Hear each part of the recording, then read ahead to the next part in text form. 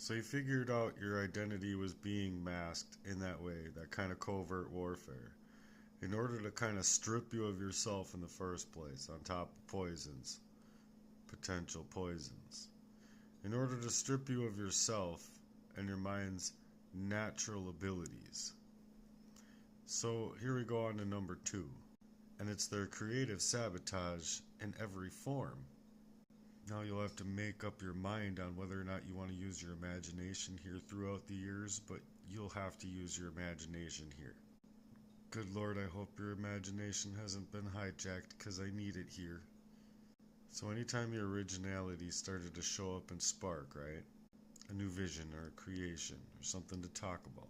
They'd show up with judgment, distraction, or anything to manipulate the situation against anything that you would bring up. This brings about real tension in the room. Literally everyone within the room can be on separate frequencies, all together. This is such an unhealthy vibe. So you felt the emotional chaos, even before it ensued and got larger. They didn't need you creating, they didn't want you creating because your creative abilities is a threat. Their little manufactured world and lifestyle is for the birds when they're crafting it up by proxy in order to snake out somebody else's. So you're like a hayuka, a clown, someone that's going to teach them what psycho really is. Because psycho was something that could be crafted upon, and they wanted to call you psycho, even though you're not. So you're the exact mirror that they can't stabilize. They can't survive. They can't live in that reality. Not the one that they inflicted upon you by proxy.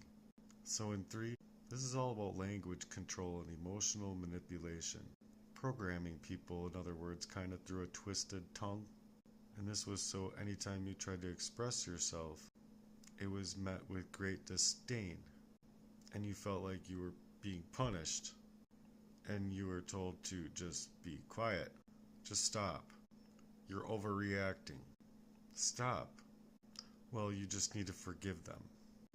Okay, but when they're robbing you of your peace, your joy, and everything else inside of the sanctum of what creates a man to be a man, what creates a man to be himself, what creates a man to be able to live out the wonders in his normal and organic self. But see, they weaponized your politeness, just as they did your faith and your love. And this was all done to kill your voice, to mock you of your authenticity, your aesthetic creation. So they really needed to stop you from trying to take it there.